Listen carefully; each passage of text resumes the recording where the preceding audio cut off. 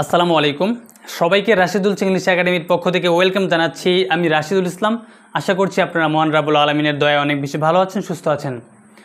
So ইতিমধ্যে আমরা spoken ইংলিশের বেসিক গ্রামারের 4টি ক্লাস সম্পন্ন করেছি। আজকে আমাদের বেসিক গ্রামারের লাস্ট ক্লাস। আজকে আমরা 5ম ক্লাসটি করতে যাচ্ছি এবং আমরা আশা রাখছি যে স্পোকেন ইংলিশের বেসিক গ্রামারের আমাদের ভিত্তিটা অনেক বেশি মজবুত হয়েছে এবং পরবর্তী যে ক্লাসটি করি না কেন আমাদের গ্রামাটিক্যাল কোনো ধরনের বিষয়গুলো বুঝতে কোনো কষ্ট হবে না। আর আমরা যেহেতু খুব বেশি গ্রামার শিখছি না, যেটুকু প্রয়োজন শুধু আমরা সেটুকুই শিখছি। যেটুকু শিখছি সেটুকু যেন খুব সুন্দরভাবে খুব ভালোভাবে আমাদের শেখা হয়। আর আপনারা যারা আজকের ক্লাসটি নতুন করতেছেন তারা বাকি ক্লাসগুলো দেখে আসবেন, যাতে করে আপনাদের গ্রামারের দুর্বলতাটি কাটিয়ে উঠে আমরা যেন গ্রামারে খুব কনফিডেন্ট হতে পারি এবং যে কোনো ইংলিশে কথা বলার ক্ষেত্রে আমরা কনফিডেন্টলি এফোর্টলেসলি কথা বলতে পারি। সো বেশি কথা না বাড়িয়ে আজকে আমাদের 5ম ক্লাস বা গ্রামারের শেষ ক্লাসটি করতে যাই। সেই জন্য আমরা স্ক্রিনে জাম্প করছি। সো ইতিমধ্যে আমরা বেসিক গ্রামারের 4টি ক্লাস সম্পন্ন করেছি। আজকে আমরা 5 নম্বর ক্লাস করতে যাচ্ছি এবং আজকের ক্লাসের মাধ্যমে আমরা বেসিক গ্রামারের ক্লাসগুলো শেষ করতে চাচ্ছি। আজকের পরে আমরা বেসিক গ্রামারের কোনো ক্লাস করব না। আর বিগত যে ক্লাসগুলো আমরা সম্পন্ন করেছি আমি ধরে নিচ্ছি আপনারা সব বিষয়গুলো খুব সুন্দরভাবে বুঝতে পেরেছেন এবং যেভাবে প্র্যাকটিস করতে বলা হয়েছিল আপনারা ঠিক সেইভাবেই প্র্যাকটিস করেছেন। আর আজকের ভিডিওতে যদি কেউ নতুন এসে থাকেন, আজকের ভিডিও প্রথম দেখছেন, তাহলে আমি আপনাকে অনুরোধ করব আমাদের বিগত ক্লাসগুলো দেখে আসেন। কারণ হচ্ছে ওইখানে যে বিষয়গুলো শিখেছি সেগুলো কিন্তু আমাদের আজকের ভিডিওতে লাগবে। আর প্রত্যেক ক্লাস একটার সাথে লিঙ্ক বা হচ্ছে ইন্টারকানেক্টেড, যার জন্য আগের বিষয়গুলো না বুঝলে এই ক্লাসগুলো বুঝে আমাদের জন্য অনেক বেশি কঠিন হয়ে যাবে। সো আজকে আমরা শিখবো মডেলস, কিভাবে মডেল দিয়ে সেন্টেন্স মেকিং করতে হয়। অনেকগুলো আমরা সেন্টেন্স মেকিং করবো আজকে, বা সেন্টেন্স মেকিং এর আইডিয়াগুলো আজকে জেনারেট করবো আজকের ক্লাসের মাধ্যমে। সো বেশি কথা না বাড়ি আজকে আমাদের মূল ক্লাসে চলে যাচ্ছি। আজকে আমরা দেখবো মডেল দিয়ে কিভাবে সেন্টেন্স মেকিং করতে হয়। সো মডেলের ক্ষেত্রে যদি আমি বলি তাহলে একটা বিষয় আমাদের মাথায় রাখতে হবে, সেটা হচ্ছে মডেলের পরে বারবার বেস ফর্ম হবে। অলওয়েজ প্রত্যেকটা মডেলের পরে বারবার বেস ফর্ম হবে। যেমন আমি স্ট্রাকচার দিয়ে রেখেছি সাবজেক্ট প্লাস মডেল প্লাস বার্বের বেস ফর্ম প্লাস অবজেক্ট। এই বিষয়টা আমরা অনেকে ভুল করে থাকি। এই বিষয়টা যদি মনে রাখতে পারি তাহলে আমরা যে কোনো মডেল কনফিডেন্টলি ইউজ করতে পারবো। For example, I can speak English, আমি ইংরেজিতে কথা বলতে পারি। এখানে একটা বিষয় খেয়াল করেন, ক্যানটা হচ্ছে মডেল, স্পিকটা হচ্ছে বারবার প্রেজেন্ট ফর্ম। এখানে কিন্তু আমি স্পোক, স্পোকেন, স্পিক্স, স্পিকিং এগুলো কোনো কিছু দিই না, জাস্ট বারবার যে প্রেজেন্ট ফর্মটা, বেস ফর্মটা, সেটা আমরা কিন্তু এখানে দিয়েছি। সো তারপরে যদি আমরা দেখি প্রথম যে মডেলটা আমরা শিখবো সেটা হচ্ছে শ্যাল অথবা উইল। এগুলা কিন্তু আমরা ফিউচার ইনডিফিনিট টেন্সে শিখে এসেছি এবং সেখানে অনেক ফিউচার টেন্সের যে 4টি প্রকারের মধ্যে কিন্তু এগুলো রয়েছে।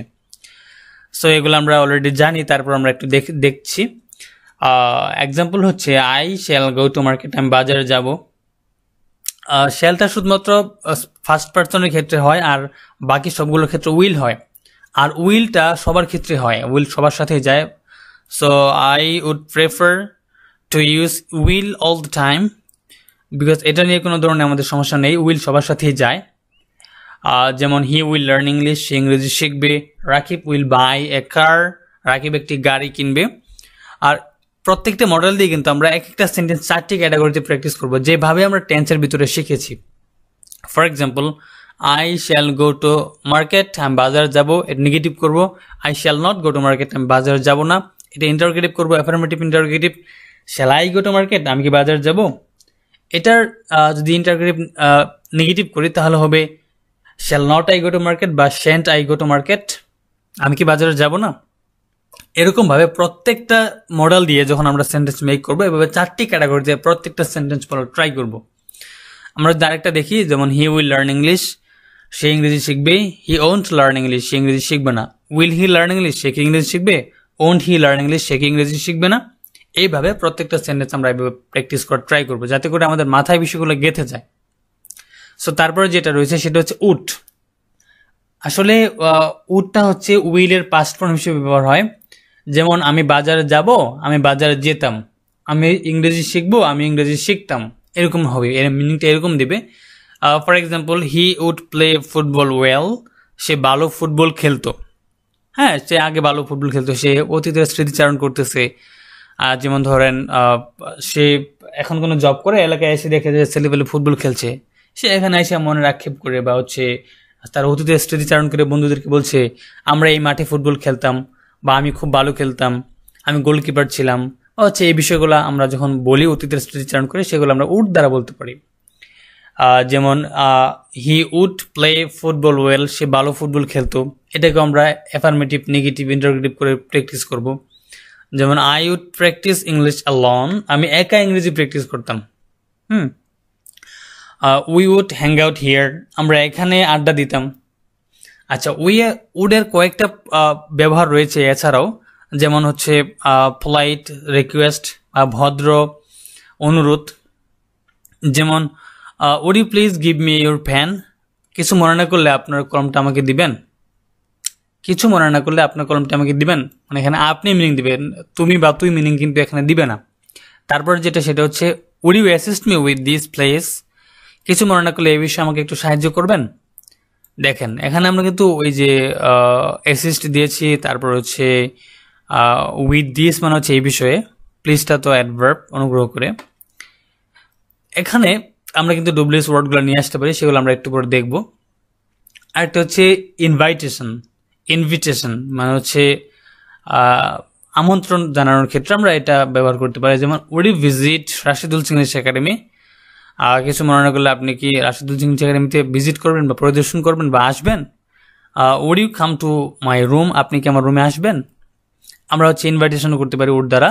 তার প্রেফারেন্স মানে হচ্ছে পছন্দ করা বা হচ্ছে রিকমেন্ড করা, সাজেস্ট করার ক্ষেত্রে আমরা উড ব্যবহার করতে পারি। For example, I'd rather read a book than watch a movie, আমি একটি মুভি দেখার চেয়ে একটি বই পড়াকে পছন্দ করি বা বই পড়াকে প্রাধান্য দিয়ে থাকি।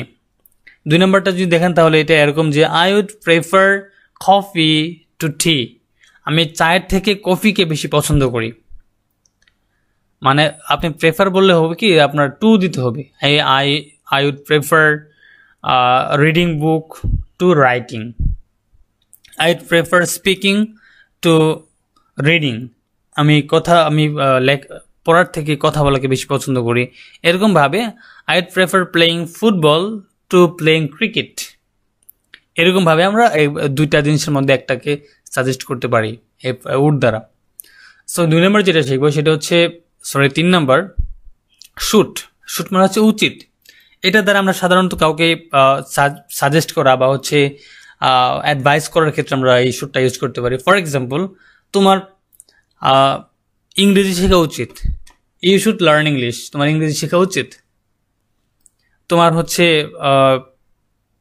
গরিব লোকদের সাথে ভালো ব্যবহার করা উচিত, তোমার 5 ওয়াক্ত নামাজ পড়া উচিত, এরকম ধরনের, বা হচ্ছে আমার 5 ওয়াক্ত নামাজ পড়া উচিত, আমার ইংরেজি শেখা উচিত, এরকম ধরনের উপদেশ দেওয়ার ক্ষেত্রে বা হচ্ছে কাউকে কোনো বিষয় মনে করিয়ে দেওয়ার ক্ষেত্রে, কাউকে কোনো প্রয়োজনীয়তা দেখিয়ে দেওয়ার ক্ষেত্রে আমরা শুড ব্যবহার করতে পারি। আমরা 2-3টা এক্সাম্পল দিচ্ছি, বিষয়গুলো দেখলে আপনারা বুঝতে পারবেন। So you should learn English, তোমার ইংরেজি শেখা উচিত। আমরা এটাও 4টা ক্যাটাগরিতে প্র্যাকটিস করবো। এটা না, প্রত্যেকটা মডেল আমরা 4টা ক্যাটাগরিতে প্র্যাকটিস করবো, যেভাবে আমরা টেন্সগুলোতে প্র্যাকটিস করেছি। যেমন ইউ শুড লার্ন ইংলিশ, তোমার ইংলিশ শেখা উচিত।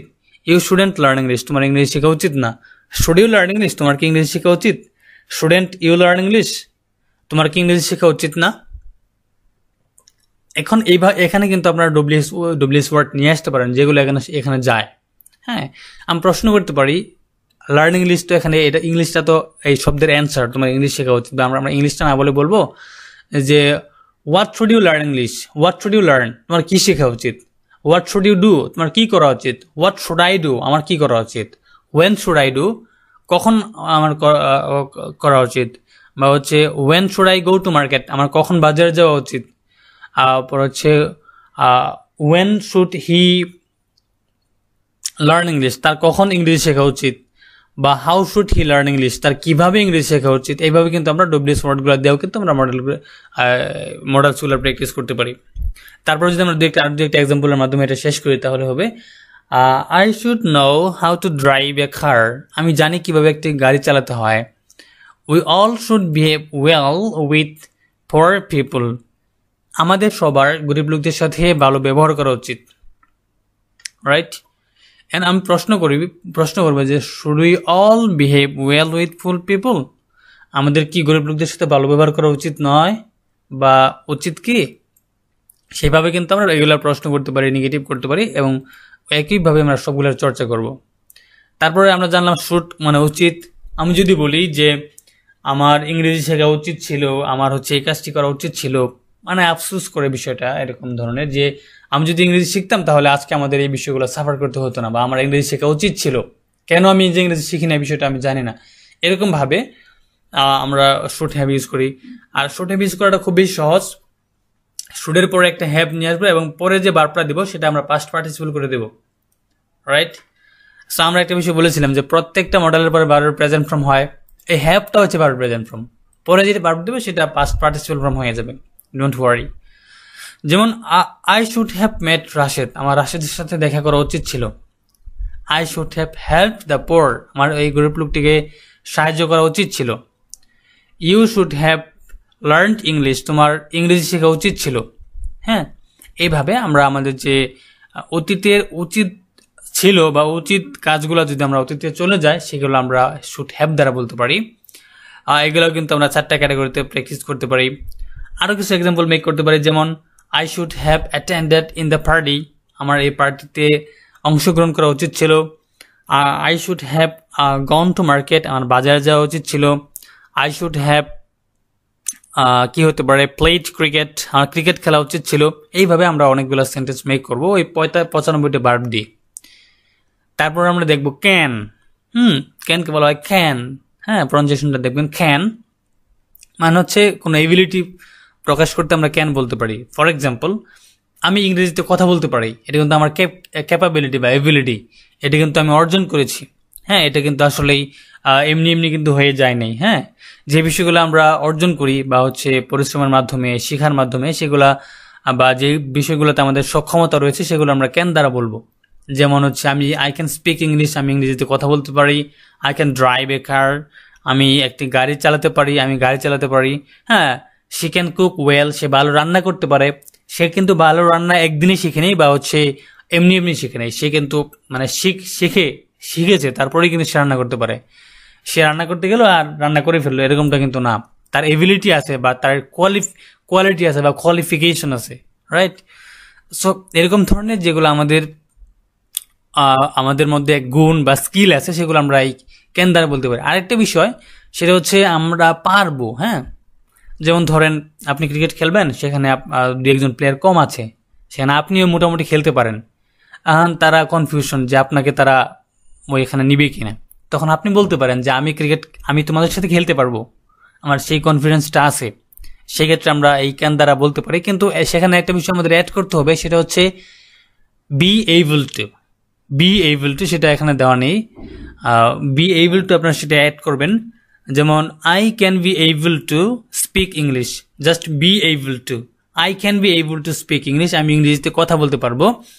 I can be able to drive a car, আমি একটি গাড়ি চালাতে পারবো। I can be able to cook well, আমি ভালো রান্না করতে পারবো। অথবা এটাকে আমরা উইল বিও বলতে পারি। I will be able to speak English, আমি ইংরেজিতে কথা বলতে পারবো। এভাবে বলতে পারি, সমস্যা নেই। উইল বি এইবল টু অথবা ক্যান বি এইবল টু দ্বারাও কিন্তু আমরা কথা বলতে পারবো বা কোনো কিছু সক্ষমতা আছে যে আমার, সেটা বোঝাতে আমরা ব্যবহার করতে পারি।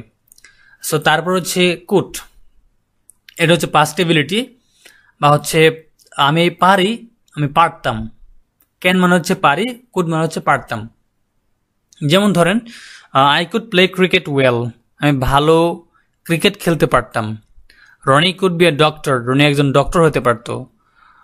পর হচ্ছে হি কুড লার্ন ইংলিশ, সে ইংলিশ শিখতে পারতো। হ্যাঁ, এরকম ধরনের যে অতীত, ক্যানের পাস্ট হচ্ছে কুড। কিছু পোলার রিকোয়েস্ট আছে, পোলার রিকোয়েস্ট ক্ষেত্রে আমরা এটা ব্যবহার করতে পারি। For example, could you please help me, কিছু আপনি কি আমাকে সাহায্য করতে পারেন? Could you please help me. এখানে একটা বিষয়, যেমন আপনি ক্যান দ্বারাও বলতে পারেন can you please help me. Can দ্বারা আসলে সাধারণত হয় তুমি বা তুই, বাট আপনি যদি বলেন কুড দ্বারা could you please help me, তখন এটা মিনিং দিবে আপনি। বুঝতে পেরেছেন? আপনি। Could I get your pen, আমি কি আপনার কলমটি পেতে পারি? এইভাবে আমরা সেগুলা প্র্যাকটিস করব এবং আমাদের যে বারগুলো শিখেছি সেগুলো দ্বারা অনেক সেন্টেন্স মেক করব। সবগুলো দ্বারা যদি আমি 10-20টা করে এক্সাম্পল দিতে যাই তাহলে ভিডিওটা অনেক বেশি লম্বা হয়ে যাবে। আর এইগুলাকে আমাদের ভুলে গেলে হবে না, প্রত্যেকটা শুরুতে আমরা ডব্লিউএস ওয়ার্ডগুলো নিয়ে আসার ট্রাই করবো, কারণ গত ক্লাসে আমরা ডব্লিউএস ওয়ার্ডগুলো শিখেছি। এই ক্লাসগুলোতেও আমরা ডব্লিউএস ওয়ার্ড যেটার সাথে যেটা যায় সেটা আমরা ইউজ করার চেষ্টা করব। তারপর রয়েছে মে, মানে হচ্ছে মে মানেও হচ্ছে পারা, কেন মানেও হচ্ছে পারা, কিন্তু মে মানে হচ্ছে একটু কম সম্ভাবনাময়ী পারা। যেমন হচ্ছে আমি খেলতেও পারি, হচ্ছে যে আজকে বৃষ্টি আসতেও পারে, ব্রাজিল আজকে জিততেও পারে, অথবা আমি তোমাদের সাথে আজকে খেলতেও পারি, যে এক্সাম্পলগুলো আমি এখানে দিয়েছি আপনাদেরকে সেগুলো বলছি। যেমন ইট মে রেইন টুডে, আজকে বৃষ্টি আসতেও পারে। Brazil May win the match today, Brazil আজকে জিততেও পারে, সম্ভাবনা আছে কিন্তু কম। হ্যাঁ, যেমন হচ্ছে I may play with you, আমি তোমাদের সাথে খেলতেও পারি। ঠিক আছে, এরকম ধরনের যে কম সম্ভাবনাগুলো রয়েছে সেগুলো আমরা বলতে পারি। I may go to market with you, আমি তোমার সাথে বাজারে যেতেও পারি। I may practise English with you, আমি তোমার সাথে ইংরেজিতে প্র্যাকটিস করতেও পারি। হ্যাঁ, আই মে লার্ন ইংলিশ, আমি ইংরেজি শিখতেও পারি। যেগুলোর সম্ভাবনা একটু কম সেগুলোর ক্ষেত্রে আমরা মে ইউজ করতে পারি। এটা হচ্ছে অনুমতি চাওয়ার ক্ষেত্রে আমরা মে ব্যবহার করতে পারি। আমরা বলি সাধারণত may I come in sir, may start my work, আমি আমার কাজটি শুরু করতে পারি, বা হচ্ছে আমি কি ভিতরে আসতে পারি। এটা সফট, মেয়েটা হচ্ছে কিছুটা সফট, আর ক্যানটা কিছুটা হচ্ছে একটু রুক্ষ টাইপের, যেটা দ্বারা ক্যান দ্বারা কিন্তু আমরা অলওয়েজ অনুমতি নেব না, আমরা মে দ্বারা নেব অথবা কুট দ্বারা নেব অথবা উট দ্বারা নেব, এগুলা দ্বারা নেওয়ার চেষ্টা করবো আমরা, কারণ যতটা সম্ভব পোলাইটলি বলা যেতে পারে। তারপর রয়েছে মাইট। মাইট মানে হচ্ছে পারা, কিন্তু এটার সম্ভাবনা অনেক কম।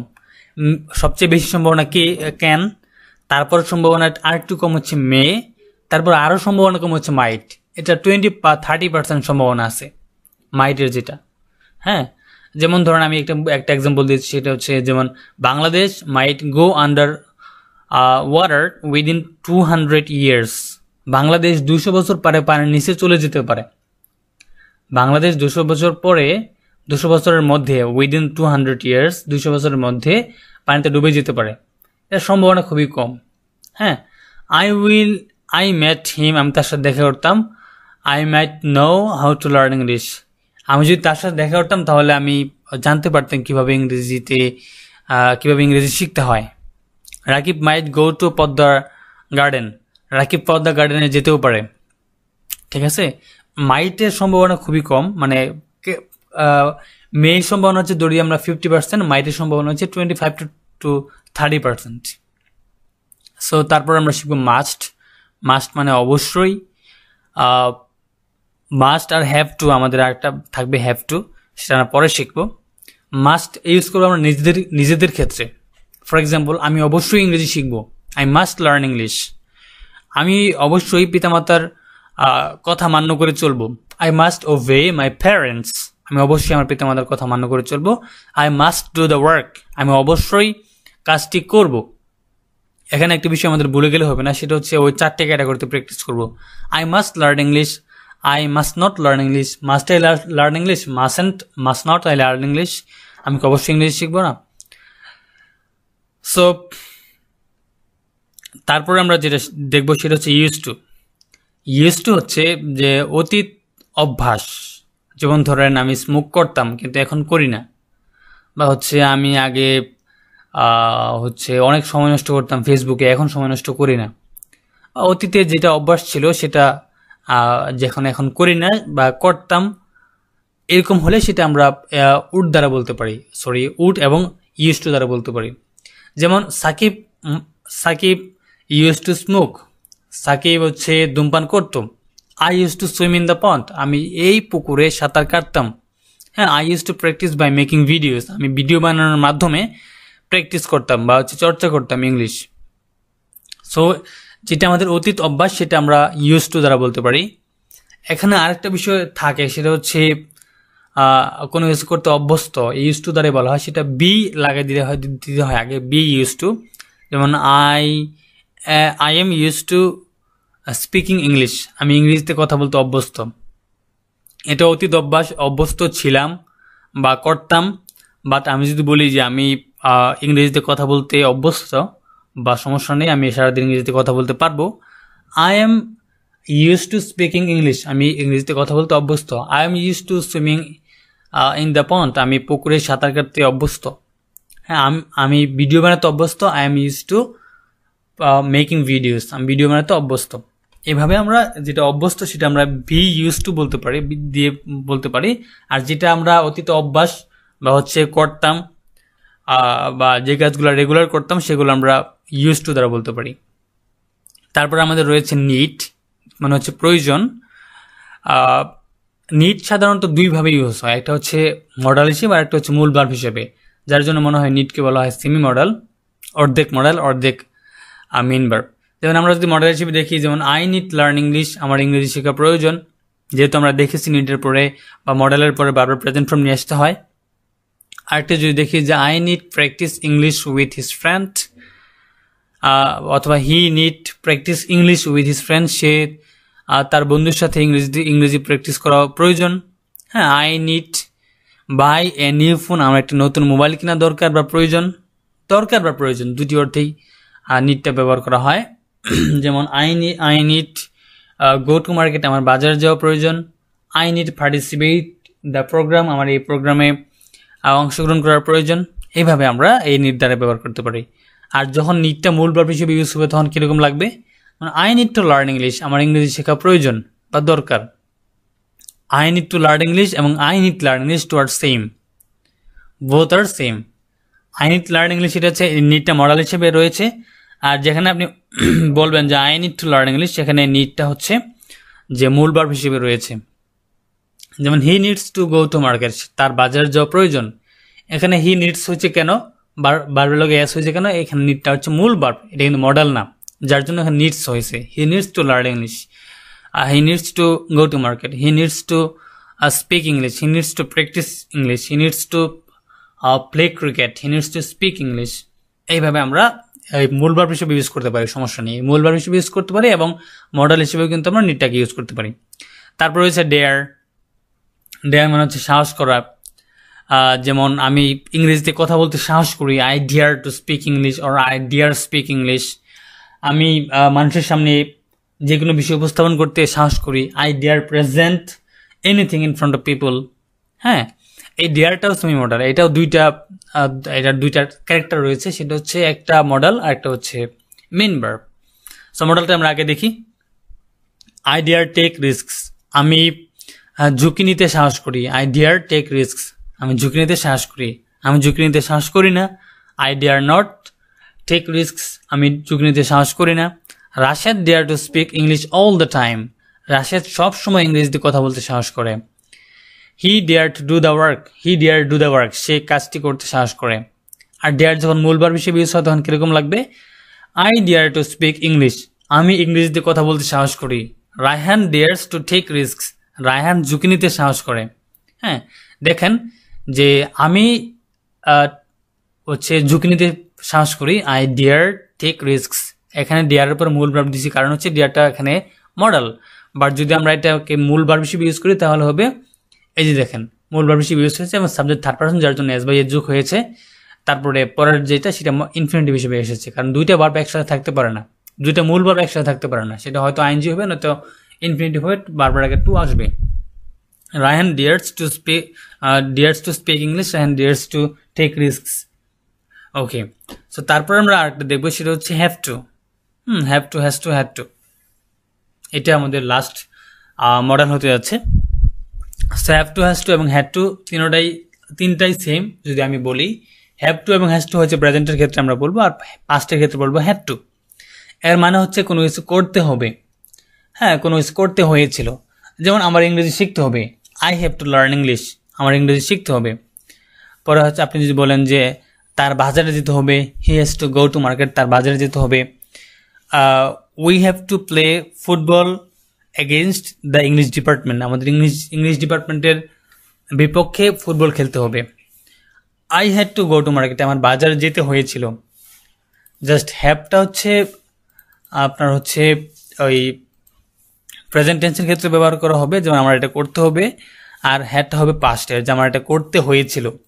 I had to go to market, আমার বাজারে যেতে হয়েছিল। I have to learn English, আমার ইংরেজি শিখতে হবে।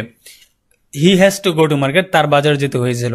He has to go to market, তার বাজার যেতে হয়েছিল, কারণ হচ্ছে থার্ড পার্সন সিঙ্গুলার নাম্বার। আমরা দেখেছি হ্যাজটা হচ্ছে সিঙ্গুলার ভার্ব, আর হচ্ছে হ্যাভটা হচ্ছে প্লুরাল, রাইট? সো আজকে আমরা যেই মডেলগুলো শিখলাম সেগুলো আসলে অনেক বেশি ইফেক্টিভ। আরও কিছু মডেল রয়েছে, সেগুলো আমাদের আসলে দরকার হয় না, কারণ এই মডেলগুলোই আমাদের বেশি ইউজ হয়। আর একটা বিষয় আমাদের মনে রাখতে হবে, যে ভুলটা আমরা সবচেয়ে বেশি করি সেটা হচ্ছে মডেলের পরে আমরা বার্বের বিভিন্ন রূপ নিয়ে আসি। বার্বের পরে, মডেলের পরে যে বার্বের রূপটা হবে সেটা হচ্ছে অলওয়েজ বার্বের প্রেজেন্ট ফর্ম, অলওয়েজ বার্বের প্রেজেন্ট ফর্ম। এই বিষয়টা আমি আপনাদেরকে বারবার বলে দিচ্ছি, এটা যেন ভুল না হয়। প্রত্যেকটা মডেলের পরে বার্বের প্রেজেন্ট ফর্ম হবে। সো আজকের ক্লাসের মাধ্যমে আমাদের বেসিক গ্রামারের ক্লাসগুলো সমাপ্ত করছি, এবং আমি ধারণা করছি যে আমার মনে হচ্ছে আমরা বেসিক গ্রামার যেটুকু জানার প্রয়োজন ইংরেজিতে একটি সেন্টেন্স মেকিং করার জন্য সেটুকু আমরা শিখে নিয়েছি। এবং যারা সবগুলো ক্লাস মনোযোগ দিয়ে দেখেননি, একটু একটু করে দেখেছেন, তাদের কাছে কনফিউশন হয়ে যাবে, সবগুলো বিষয় কনফিউশন লাগবে যে এখানে এটা বা এখানে এটা বা এটা স্ট্রাকচারটা কি।